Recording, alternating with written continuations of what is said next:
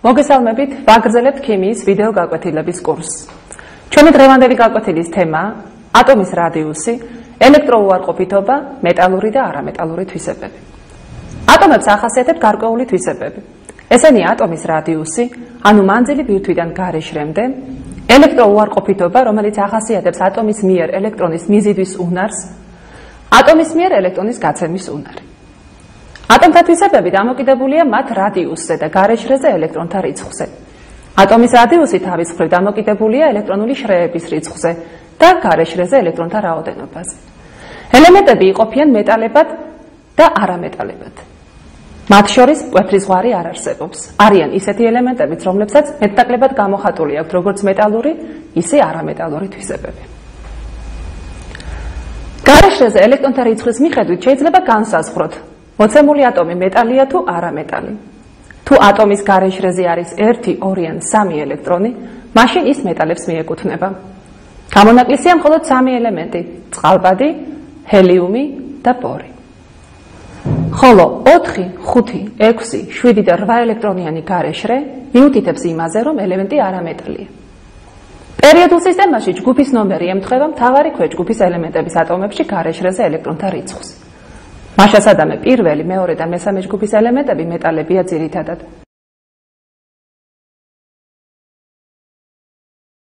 დანარჩენი ჯგუფების მთავარი ქვეჯგუფები კი ძირითადად არამეტალებს მოიცავენ.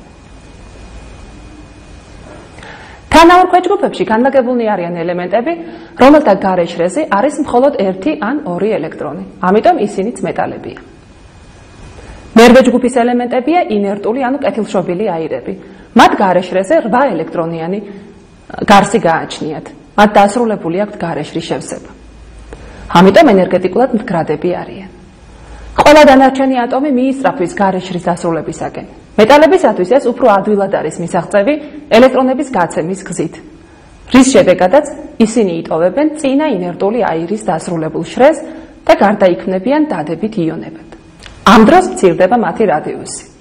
რაც ადვილად გასცემს ატომი ელექტრონს, მით მეტია მისი მეტალური თვისებები. არამეტალებისთვის დამახასიათებელია ელექტრონების მიზიდვის უნარი, რის შედეგადაც ისინი ისრულებენ თავიანთ გარეშრეს, ემსგავსებიან მომდევნო ინერტულ აირს და გარდაიქმნებიან უარყოფით იონებად, ანიონებად. ამ დროს მათი რადიუსი იზრდება. რაც მეტია ელექტრონის მიზიდვის უნარი, მით მეტია არამეტალური თვისებები.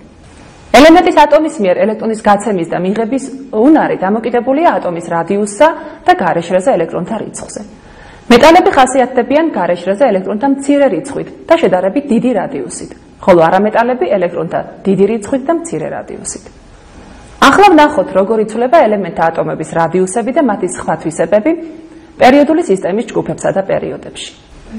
პერიოდებში ატომის რადიუსი რიგობრივი ნომრის ზრდასთან ერთად მცირდება, რადგან იზრდება ბირთვის მუხტი და ამის გამო ელექტრონების მიზიდვის ძალა და ატომი იკუმშება.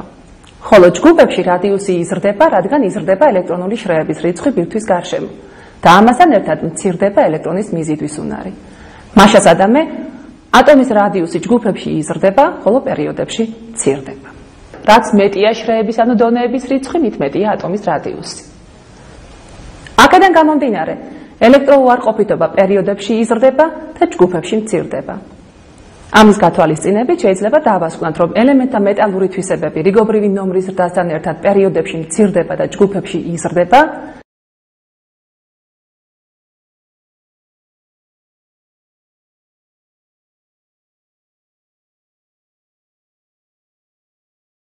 და პირიქით, არამეტალური თვისებები პერიოდებში იზრდება და ჯგუფებში მცირდება.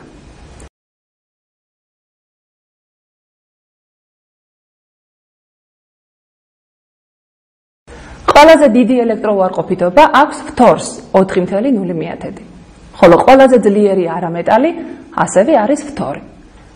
ძლიერი მეტალი გამოდის ფრანციუმი. პერიოდული სისტემა შეიძლება პირობითად გავყოთ დიაგონალით, სადაც მარცხენა ქვედა მხარეს დაიკავებენ მეტალები, ხოლო მარჯვენა ზედა მხარეს არამეტალები.